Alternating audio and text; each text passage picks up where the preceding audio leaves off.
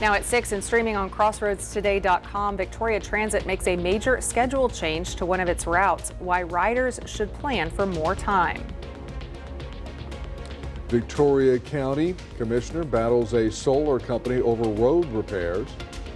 And a program with a proven record. Why Victoria College's nursing school is making waves. We're going to be talking about our fine fall weather. Mornings will still be very comfortable, but daytimes may feel a little bit more humid as we get to the weekend. We'll talk about that coming up in a moment. And tonight, district play begins for some volleyball teams in the Crossroads. We'll give you 3 pregame previews, some top games to watch out for later on in sports. You're watching 25 News Now at 6. Good evening and thank you for joining us. I'm Shauna Curry. And I'm Don Brubaker. Victoria County Commissioner Kenneth Sexton is pushing to fix J2 Ranch Road near Inez, which was damaged during the construction of the New Hickory Solar Farm. Heavy equipment tore up the road, and even now that construction is finished, it is still in rough shape. Commissioner Sexton says New Hickory first refused to help with the road repairs, but after threat of a lawsuit, they agreed to pay $42,000. But the county has not seen a dime of that yet.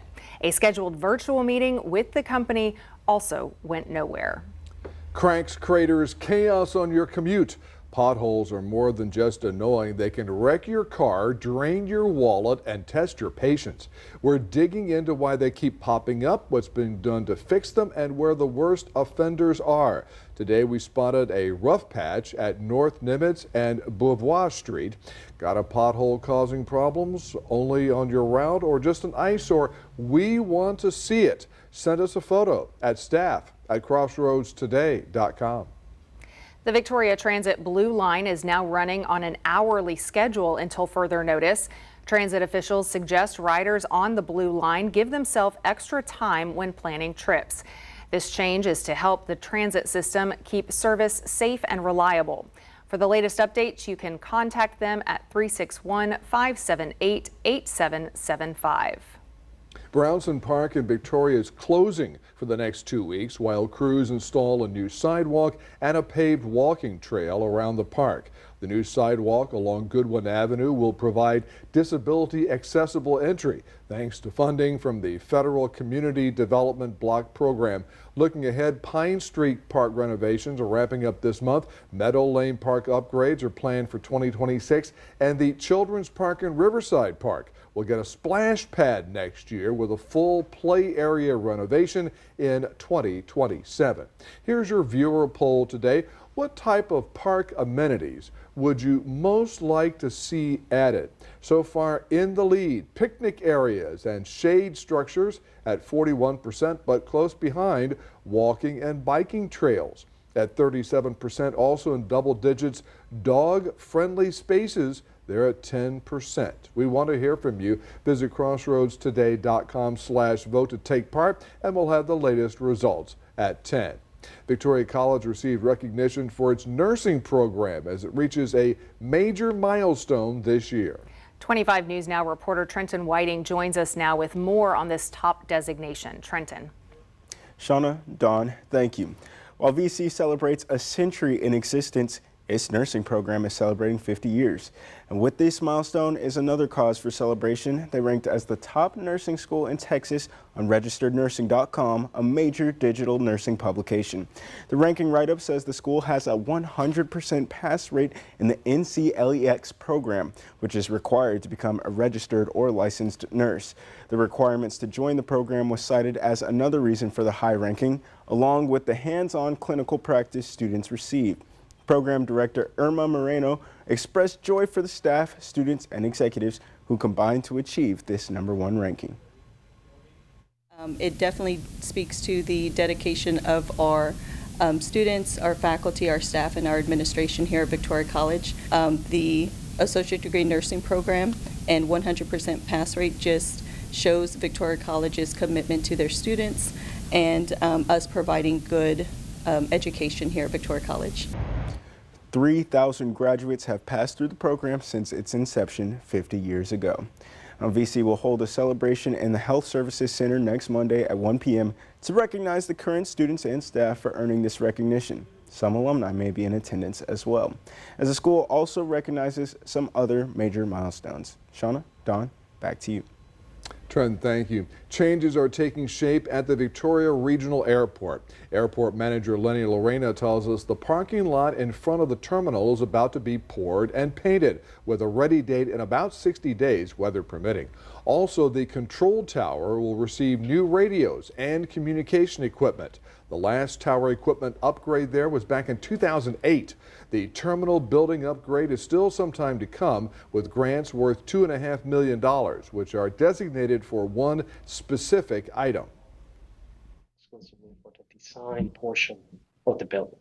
So we will be designing the building. Once the design is done, then if the money is there, we will go to bids to construct it. Lorena says some of the new design features being considered include more overall space and covered walkways from the terminal building to the airplane. Lorena says the new design and construction is still a few years away at best. The city of Rockport has asked the Texas Rangers to investigate an alleged altercation at Rockport City Hall. According to a police report, longtime city critic Andrew Kane says he was shoved by Ward 3 Councilman Brad Brundrett during a heated exchange after a budget workshop on September 2nd. Kane claims Brundrett grabbed his arms, pushed him several feet, and threatened him after being accused of lying about tax rates. Witnesses were in the room, but no arrests or citations have been issued. City officials say they will not be making any further comments until the investigation is complete.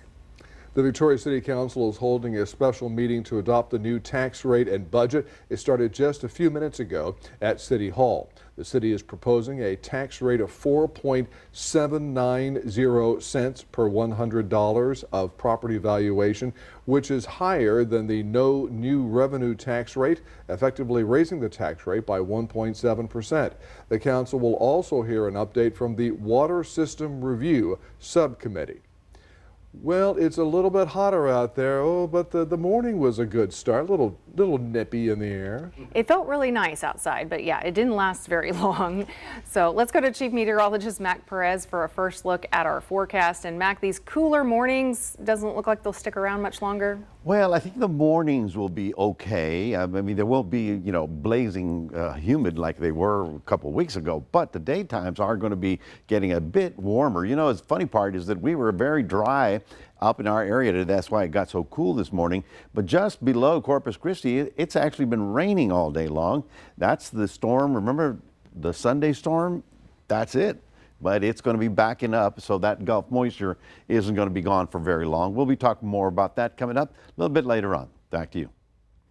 Mac, thank you. State Representative James Tallarico is now a candidate for the Texas U.S. Senate seat held by John Cornyn. Tallarico, a Democrat, promised in an interview to bring honesty and compassion back to politics. A former public school teacher, the 36-year-old Tallarico has served in the Texas House since 2018, representing North Austin and parts of Pflugerville and Round Rock. Tallarico joins a Democrat primary field that so far includes Colin Allred, who fell short of unseating U.S. Senator Ted Cruz last year, and former astronaut Terry Virts. Governor Greg Abbott will soon issue an executive order to regulate THC and set a minimum age of 21 to purchase those products in Texas. That's according to 3 people who spoke with the governor's office. To read the full Texas Tribune article, come to crossroadstoday.com. The Uvalde School Board says they are working to release several more documents tied to the Robb Elementary shooting. The first vote to release records took place in July. The second vote happened in August after the board's law firm admitted they made an error by not releasing all the records initially. There are about 1 million additional pages of documents that the district is planning to release. Family members of the victims were among those who pushed for the records to be released. Video of a clash over gender identity content in a Texas A&M class leads to firings. After the video fueled outrage, 2 college leaders were removed from their administrative roles for approving plans to teach content inconsistent with the course's published description. Texas A&M University President Mark Welsh announced that the dean and department head overseeing a children's literature course were going to be removed. The video showed a student confronting a professor over LGBTQ-related content in the class. The Justice Department charged a man in the fatal stabbing of a Ukrainian refugee on a commuter train in North Carolina.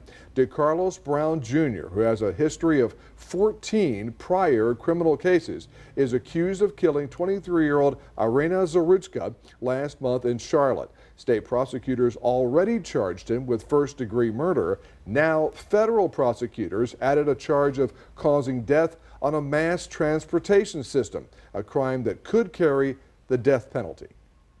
Remember to subscribe to our YouTube channel, Crossroads Today. Hit the like button and click the notification bell to receive alerts. Stay with us. Coming up on 25 News Now at 6, 2 deputies walk out of the hospital today. How they survived a crash that could have easily turned deadly. Also ahead, a family full of boys breaks a century-long streak.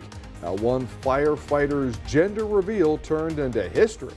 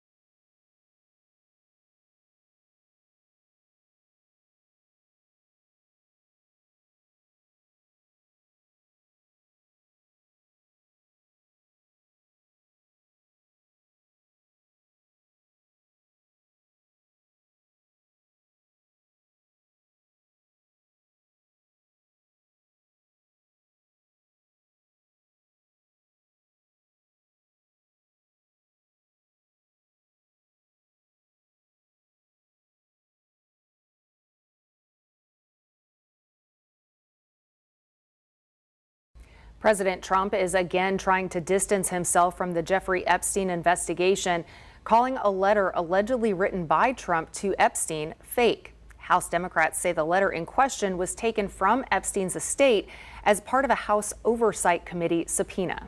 ABA's Christian Cordero has the details from Washington. Today, new calls for transparency in the Epstein investigation echo on Capitol Hill, with Democrats and some Republicans demanding all government records related to Jeffrey Epstein be made public.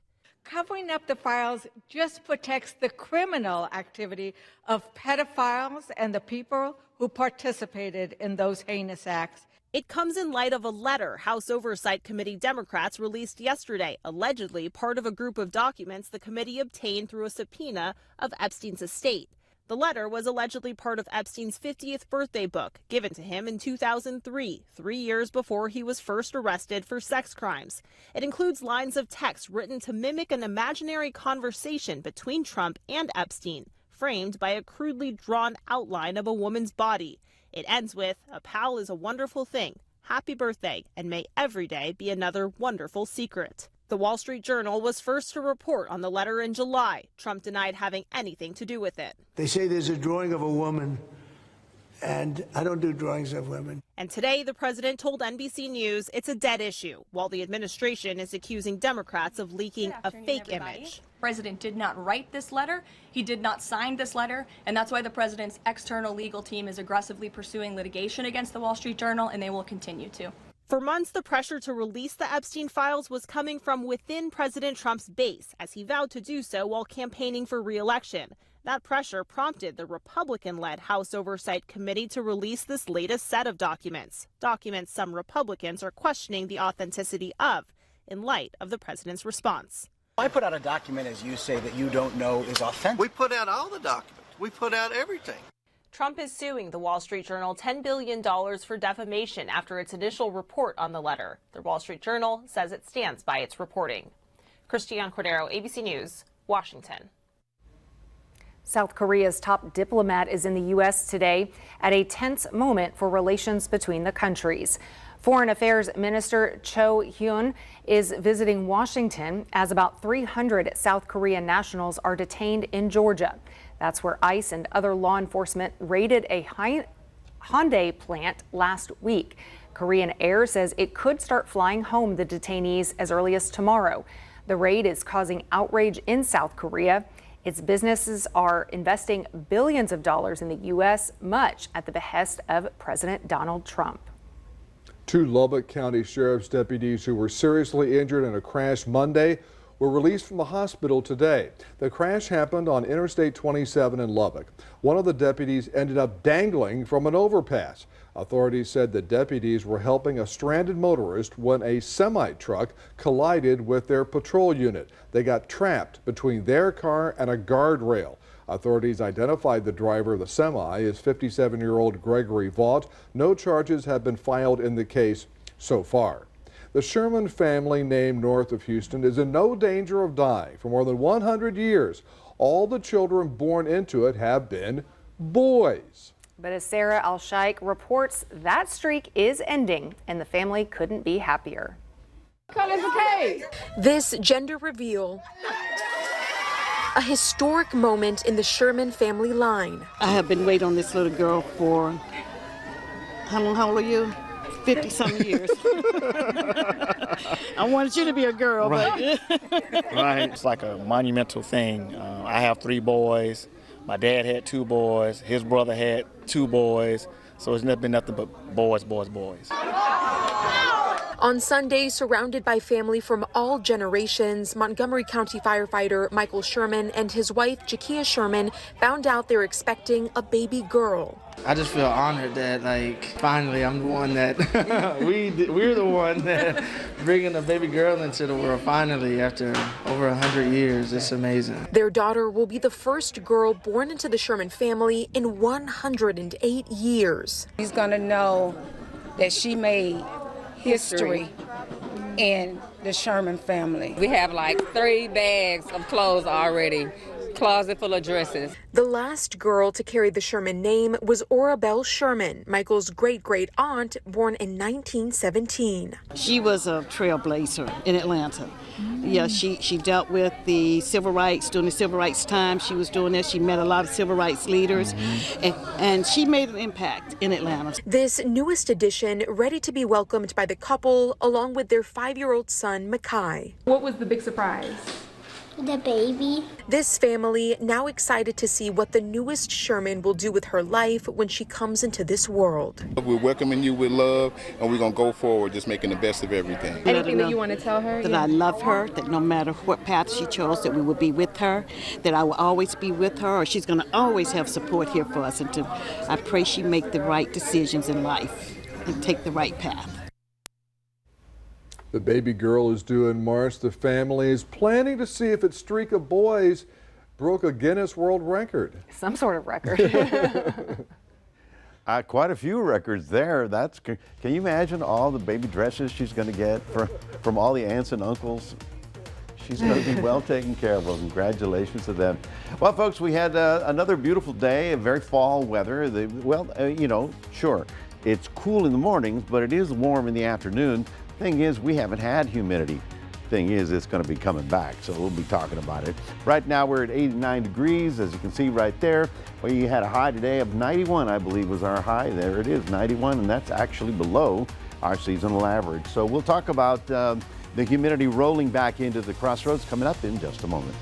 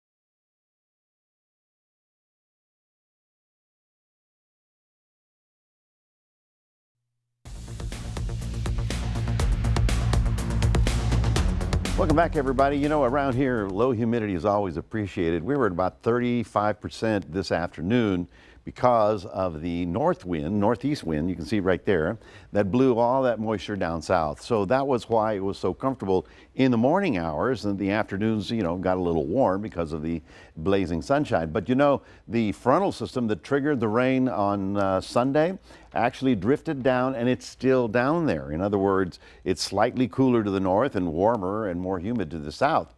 You know, here's another thing we started talking about the migration of the hummingbirds. It's fall. They're leaving North America. They're flying through our area and going all the way down to Central America to spend the winter. How smart are they? But they also have to travel 2,000 miles to get down there. That's pretty amazing. I want to thank Oscar Solis, who's a very good cameraman. He took a picture at one of his feeders. Beautiful, but now can you name the breed or the variety of that hummingbird? That's the hard part. It's kind of like wildflowers. They come in all kinds of shapes and sizes. So while we were on the dry side of things, it was actually raining south. Here's Corpus Christi. You can see the shower activity rolling down there toward the, well, that was a King Ranch, Kennedy Ranch. And then on this map, you see we've got nothing in our region, but down here, looks like the valley got another day of little afternoon shower activity. Well, for us, the frontal system is right here. That's why things are quiet in the Gulf. Taking a look at the Atlantic to see what's going on, and there are a few things rolling around. And here's the funny part. We are right now, tomorrow, September the 10th, is the peak of the tropical storm activity, and there's nothing out there, which is okay. It's just interesting. On the Pacific side, we've got a potential storm here that's going to develop and go right up the west coast of Mexico. If it stays on that path, great. If it varies, then there's going to be a problem. And then out in the mid-Pacific, we've got Kiko, the tropical storm, is falling apart right there, but it is still drifting north of the Hawaiian Islands. They're getting some surf and some rain, but no direct hit. That's the good news. Well, back to home, look at these 65 degrees around here in the morning. You know, that's nice. If you're going to be outdoors early, I think you can have a cup of coffee out there and enjoy it. And then the afternoons, well, they're still getting on the warm side in the mid-90s. Now, it's not tomorrow so much, which would be your Wednesday. It's probably by Thursday, Friday that you'll see the resurgence of that moisture rolling back up from the Gulf into our area. And that's why we start picking up clouds and maybe one or two little afternoon showers. But, you know, if you see one, it would be exciting. Other than that, for tomorrow, we still stay on the dry side. Lots of 90-degree temperatures, 95 out in the Cuero area, but beautiful day to be outdoors and enjoy with the relatively low humidity. As we get into Thursday, Friday, we pick up some of that Gulf air, and you see a little bit of cloud cover, but we should have some very pleasant weather, very fallish weather all the way through the coming weekend. That's your 7-day forecast, reminding everybody we do have a QR code. Love for you to scan that. Put Crossroads Today on your phone. Here's Shauna. All right, well, let's go over to Max Williams now. We all love Friday football, and we're looking ahead to some fun games this week. Yeah, Shauna, after the break, we're going to highlight a top matchup with the Ganado Indians traveling to face the East Bernard Brahmas, and I'll give you the full pregame preview coming up.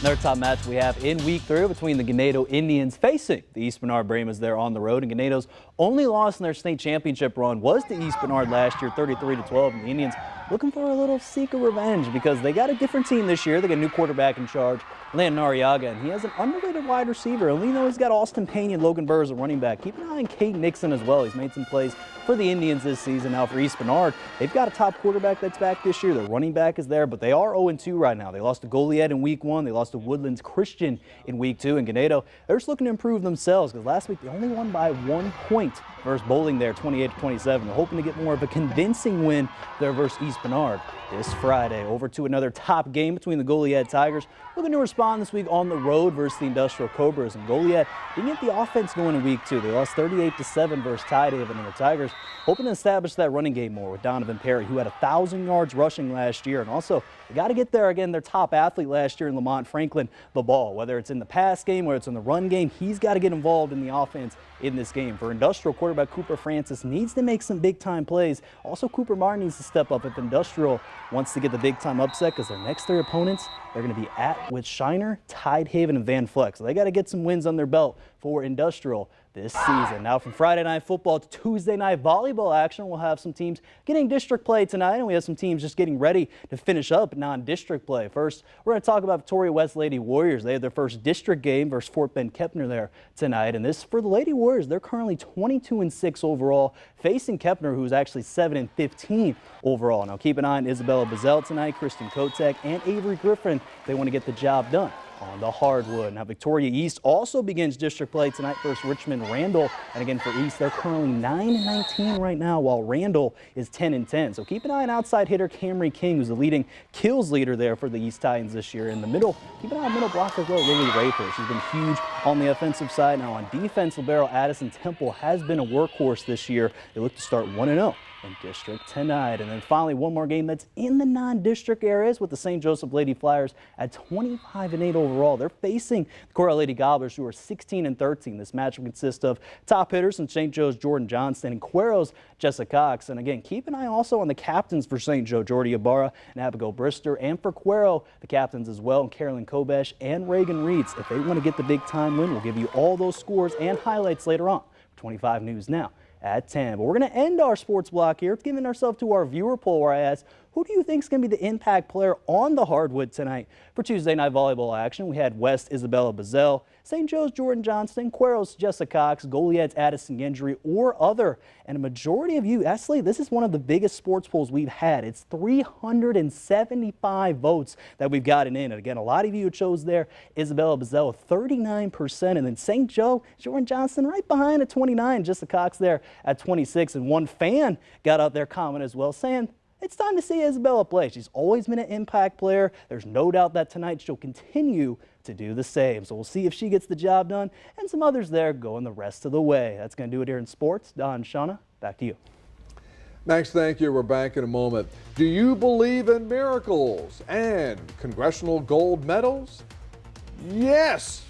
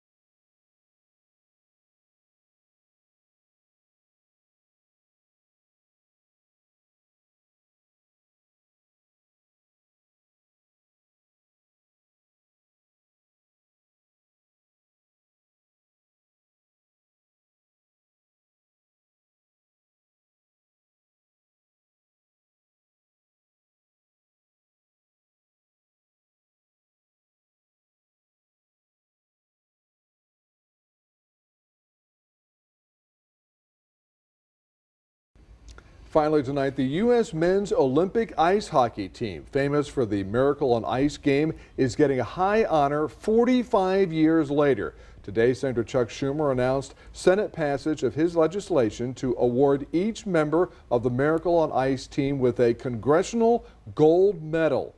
In 1980, the American team made up of amateurs defeated the 4-time Olympic champion Soviet Union team in Lake Placid in the semifinal and went on to win gold. The game is known as the Miracle on Ice. One of the medals will be displayed at the Lake Placid Olympic Center. A little known fact about this game, ABC was broadcasting the game, but they did it on tape delay. They played it at 4 o'clock because they figured USA would lose big. Yeah, so they played it that night to a huge audience on tape delay, and it's like, oh my gosh, okay. Like the movie, I watched the movie that they had out about it. Oh, Kurt It was Russell, yeah. outstanding, outstanding to watch for sure. And the Congressional Gold Medal is the top civilian honor that can be awarded by Congress. That's right, that's right. And they're still talking about that game, aren't they? Oh, yes. Do we give you a medal for bringing back some cold, chilly weather to us? I'll take the medal. It doesn't have to be gold. It's okay. No, folks, we do have some pleasant weather. The mornings are going to be comfortable because the humidity is low, but the daytimes with the abundant sunshine will be fairly warm. The Gulf air will start rolling back in by the end of the week, and so you'll see a little bit of cloud cover and 1 or 2 little isolated showers. Thank you, Mac. Thanks for joining us. We'll see you back here tonight for 25 News Now at 10.